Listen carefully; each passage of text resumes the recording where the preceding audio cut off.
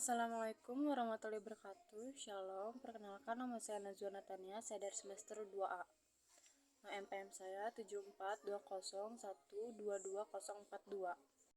Saya akan melanjut review materi di bab 6 pada hari Senin tanggal 22 Mei 2023 di pertemuan ke-14. C. Kealpaan atau kulpa merupakan kebalikan dari kesengajaan atau dapat juga disebut kurang hati-hati, yang terdiri dari kealpaan disadari dan kealpaan tidak disadari. Unsur-unsur kealpaan. Pertama, pelaku dapat menduga terjadinya akibat perbuatan. Dalam hal ini ada hubungan batin dari pelaku dengan akibat yang timbul dari perbuatannya, sehingga pelaku dapat menduga tetapi pelaku tersebut kurang hati-hati. 2. Pelaku kurang hati-hati. Bentuk-bentuk kealpaan. Ke-1, culpa lata atau gross school, yaitu kealpaan berat. 2. Culpa levis atau culpa levissima, yaitu kealpaan ringan. Ketiga, bewes school atau yaitu kealpaan yang disadari. Pelaku dapat membayangkan atau memperkirakan kemungkinan timbulnya akibat dari perbuatannya. Yang keempat, unbewusst school, yaitu pelaku tidak dapat membayangkan akibat yang mungkin timbul dari perbuatan yang dilakukannya. D. Kemampuan bertanggung jawab, yaitu keadaan batin atau jiwa seseorang yang sehat dan normal ketika melakukan tindak pidana. Lalu, cara menentukan kemampuan bertanggung jawab. 1. Sistem deskriptif atau menyatakan. 2. Sistem normatif atau menilai. 3. Sistem deskriptif normatif atau gabungan dari sistem ke-1 dan sistem kedua.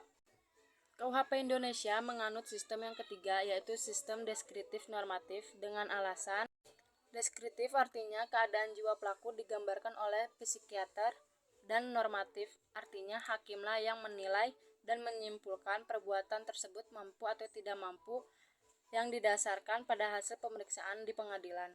Kedua, tidak mampu bertanggung jawab untuk sebagian, yaitu suatu keadaan tertentu dari pelaku yang disebabkan keadaan jiwa, sehingga untuk sebagian dinyatakan tidak mampu bertanggung jawab.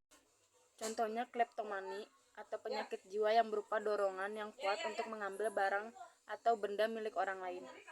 Yang kedua, penyakit piromani, yaitu penyakit jiwa yang berupa ketakutan untuk berada di ruangan yang sempit. Yang ketiga, nipomani, penyakit jiwa pada seorang laki-laki yang jika bertemu seorang wanita selalu berkeinginan untuk melakukan atau berbuat tidak senonoh. Selanjutnya saya akan mereview bab baru, yaitu bab 7, membahas tentang alasan penghapus pidana. Alasan penghapus pidana yaitu alasan yang memungkinkan seseorang yang melakukan perbuatan yang memenuhi rumusan delik atau tindak pidana, tetapi tidak dapat dipidana. Kemudian alasan seseorang tidak dipidana karena 1. Perbuatan yang memenuhi rumusan tindak pidana. 2. Tidak merupakan tindak pidana karena tidak bersifat melawan hukum. Perbuatan tersebut tidak dapat dikualifikasi tindak pidana sehingga pelaku tidak dapat dimintai pertanggungjawaban karena tidak ada kesalahan. Atas dasar itulah, doktrin atau ilmu hukum membedakan atas alasan pembenar dan alasan pemaaf. Bagian A, alasan pembenar, yaitu alasan yang meniadakan sifat melawan hukum dari perbuatan, sehingga menjadi perbuatan yang dibenarkan. Alasan pembenar terbagi dalam 1.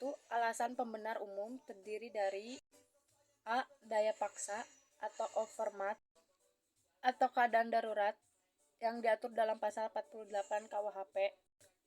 B. Bela paksa atau nutrire, itu terdapat pasal 49 KUHP. C. Melaksanakan perintah undang-undang pasal 50 KUHP. Dan D. Perintah jabatan yang sah terdapat pasal 51 ayat 1 KUHP. Sekian review materi dari saya. Terima kasih.